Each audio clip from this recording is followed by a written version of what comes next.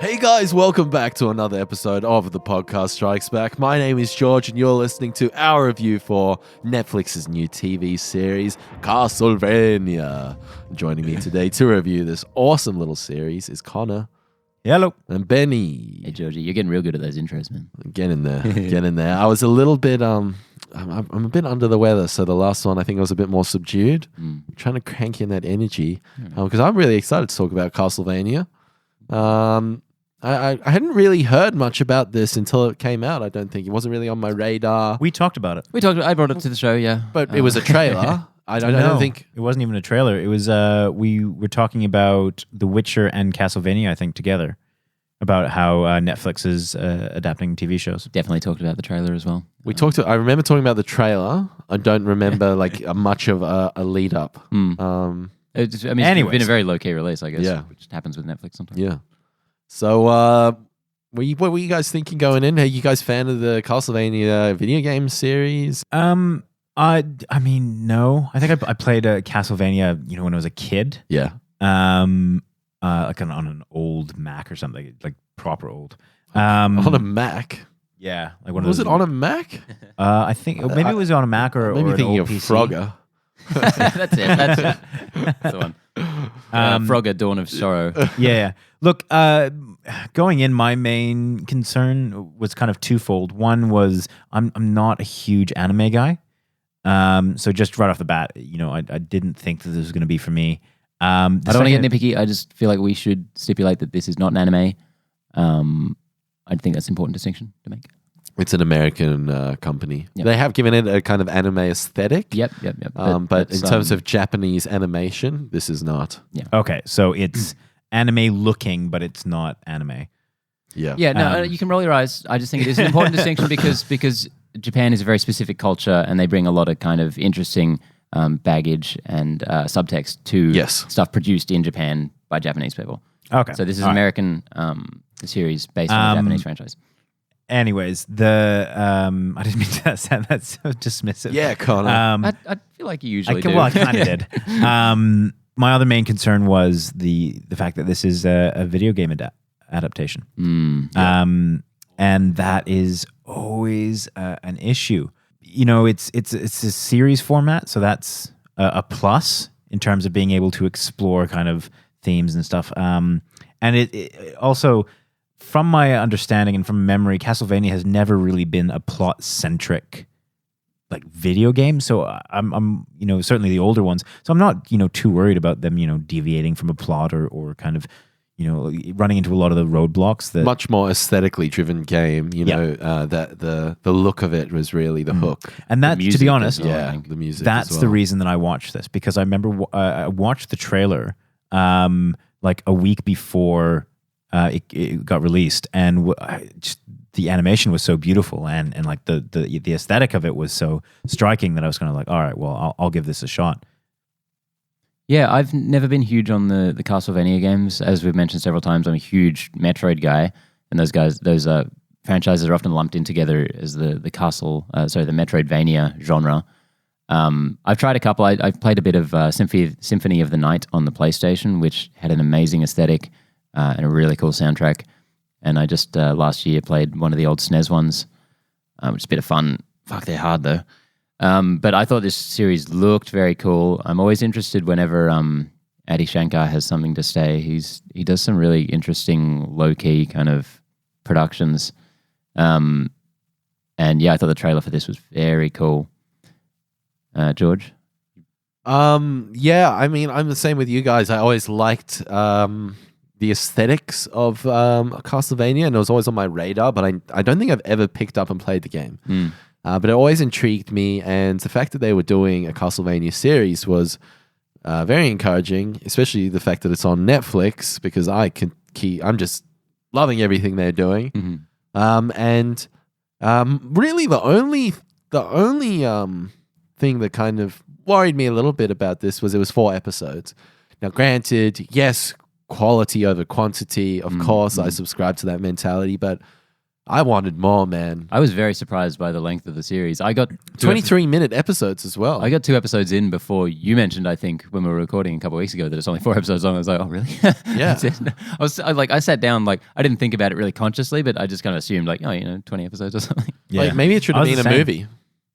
Sorry? Maybe it should have been an 80-minute movie. No. It is, essentially. I mean, it's Netflix. They just start anyway.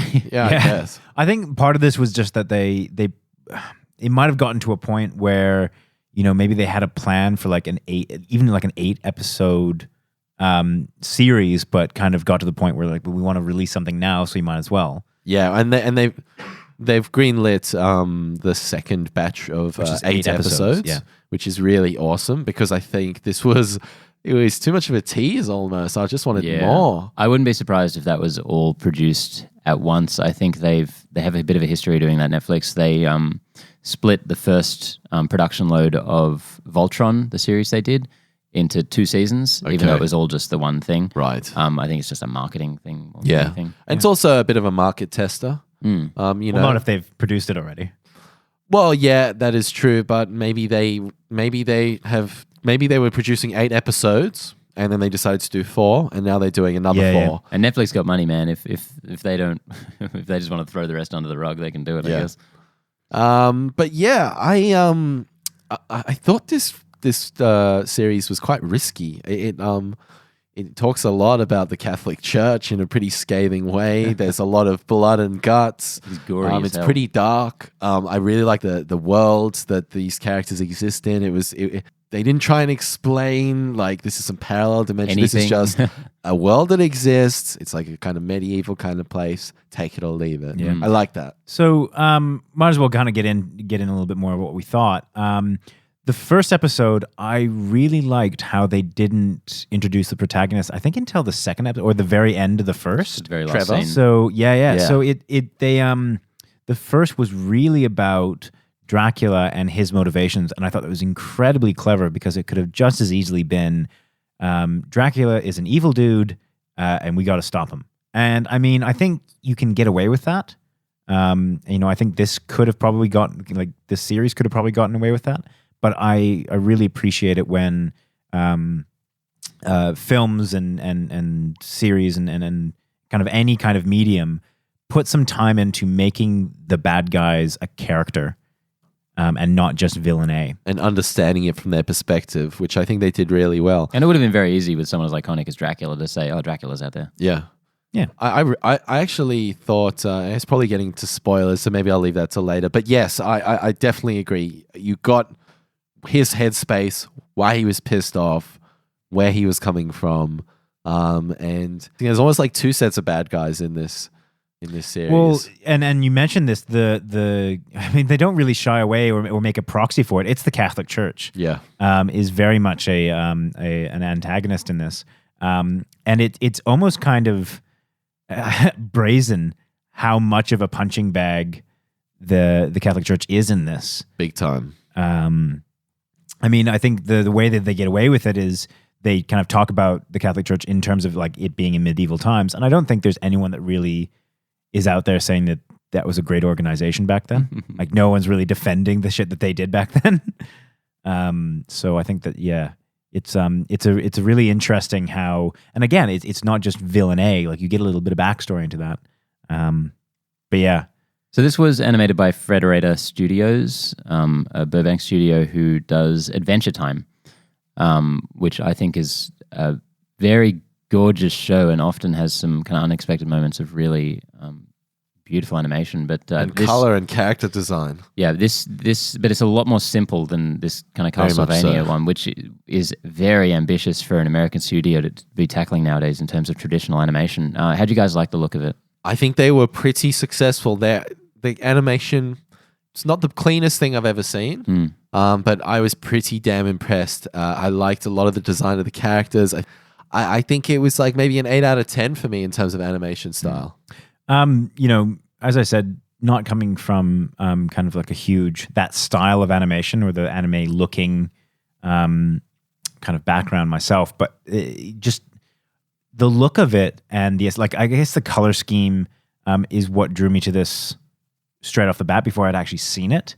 So I was pretty invested in the way that this looked from the get-go. I thought the character designs were really good. I thought they did a great job of kind of adapting the kind of look of the characters in the games. The animation itself was very clearly not from a Japanese studio. It was definitely not up to that same caliber, but was just a real great effort, guys. Yeah. And like it had that kind of same anime thing of, you'd be looking at a character and they're just standing there and their mouth is moving and nothing else is happening. That kind of, got to save those pennies. Yeah, which is the only way it's going to get. It's the only way it's going to get done. It's fine. Yeah, and I don't think they were fully successful. The action scenes I found to be very muted in a strange way. Like there was not. They didn't pack much of a punch. Really? So you look at something from the Cyclops one, I thought had probably the most. Yeah, that we'll talk about that later. But I thought you look at something like Gainax, a Japanese studio, and that shit is just like it plays with scope and scale and everything in ways that that can do some crazy stuff with action where this was much more standard. Yeah, I mean, if you look at the stuff that Hideko Anno's doing with the Evangelion rebuild series, I mean, he's taken a long time to get them out there, but when they come out, they look absolutely flawless. Yeah. And this definitely wasn't flawless. So this was, I don't know about those other ones that you've mentioned, but this was hand-drawn. Yeah. Those are all hand-drawn? There was some CG elements, some CG backgrounds, but not that many. Evangelion? No, in Castlevania. It was, he said it was 100% hand-drawn. I swear to God, there was some CG in there. I didn't really pick any. I thought the backgrounds all look very painted. Episode 3 with the Pope, with the priest in the church when he was walking on stage, I thought like he was hand-drawn and the background was all CG. I could be wrong. Could be wrong. Well, no, the director, we watched the video. Okay, sure, yeah. Had mentioned that that's it's cool. 100% That's good to hear. That's good to hand-drawn. Look, I don't have much for it to compare it to. Okay, one thing that I want to talk about is I watched this with subtitles because I found the voice acting quite muffled. Really? I didn't understand a lot of what they were saying. No, I'll agree with that. So Richard Armitage, I thought, gave a good performance as Trevor Belmont. He's not a voice actor though, and I think that really comes through in that performance because a lot of the time he's just like kind of like muttering under his breath, and you can't make it out at all. Yeah, a lot of them were. Yeah. They a lot of these roles seem to be actors rather than voice actors. Yeah, and I think that was the weakest element of this. Yeah, I didn't really notice much. No, actually, I noticed a little bit in the third episode, I think, when he's going around and talking to the townfolk. I did notice a little bit, kind of like not quite catching every word. But apart from that, I was pretty good with it. I put it on from episode 1, where that first piece of dialogue between the priest and that other fellow. Yeah. I was like, I can't understand what's going on. I have to put on the subtitles. It's a very different style of performance when you're voice acting for something like this. And I think they probably needed just a high caliber of voice director or something maybe to kind of bring the performance into that area. I think so. But it wasn't bad. No, it wasn't. But I feel like it is kind of emblematic of a lot of this production where it's like 7 out of 10. It's almost there. Yes. And the story was written by Warren Ellis, a great comic book writer with a huge history of amazing works that you should check out. It was fine, I thought. Someone who's not steeped in Castlevania lore whatsoever. I guess it was a fine line they had to walk between trying to appease fans and introduce new people to this world. Apparently, he worked with the series producer of the video games to fit this series into the chronology. Yeah, right. Which could explain why it's a little, I don't know what's happening here. I quite liked the plot of it. Like I said, I really enjoyed the I thought there was some complexity to it while maintaining a simplistic storyline. So the whole kind of Dracula arc in the first episode, the whole kind of constant battle between the Beaumonts and the church added a little bit of complexity to it and intrigue within a world, but also maintained his little he's on a quest. Like he's kind of going forward and I thought that was really well done. I just liked it's 4 episodes. Like there's not much to work with at this point. It's a teaser in a lot of ways. But I think my favorite thing about this was the world and the universe that they created. It reminded me a lot of Silent Hill.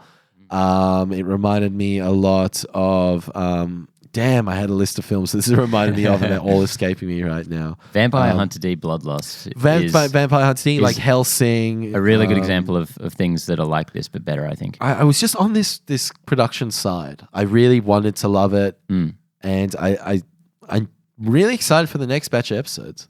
Yeah. I think if this had been 8 episodes and had a bit more of an arc that tied up, maybe we'd have different opinions. But because it feels like it's only just starting to get momentum by the end of the 4th episode, it's kind of hard to review it in a lot of ways because it feels incomplete in my mind. Very much so. I just as kind of a final recommendation for it, I think as I've said, it's almost there. I really like to see American productions taking kind of a different path like this. I like to see more of it.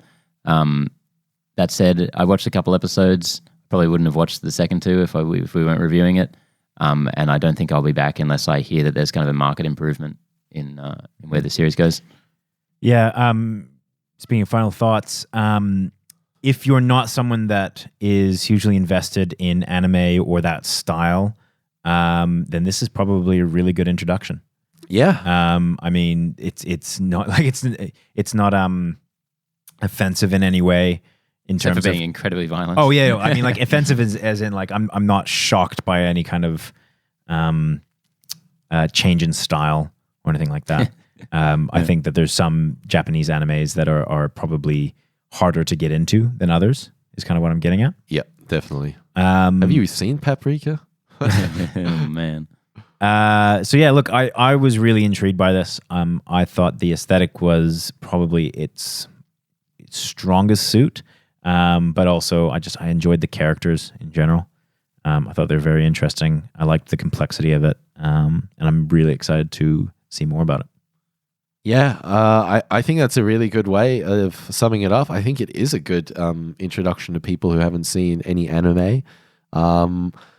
Castlevania, I'm definitely on board. I'm ready for episodes 5 through whatever for the second batch of episodes. But I wanted to see more. I hope they improve the voice production a little bit. Hope they maybe pump a little bit more cash into the animation. But on the whole, I really, really loved this, and I think it was a valiant effort. So I recommend it, and yeah, I mean, should we get into some spoilers? I'd like to chat some spoilers. I just want to address one of the points you guys just made then. So if you haven't seen this, leave and come back. No, come back after leave after what I've said. So this isn't the spoilers. No, we'll talk some spoilers. But in terms of if you want to get into anime, I recommend watching anime, not this. If we ever wanted to have a discussion, I can give you just a smorgasbord of intro to anime 101 shows, and I don't think this is it whatsoever. Because if you watch this and you have my reaction of like, oh, it's fine, you're never going to come back. Yeah, and it's not anime, as we previously said. Yeah, but in the same token, I feel like accessibility. Yeah. Where do people find anime? Netflix. There's plenty on Netflix. Yeah, but what? Let me troll through that and give my little review, because I'm sure it's a lot of totally. But that's what I'm saying. That's what I'm saying. If anyone ever wants to talk about it, I'm happy to give my recommendations. I've got a lot. Maybe we'll do an episode about that. Yeah. Let's do a little weeaboo episode. Because as I said, like from someone that does not kind of watch that very often,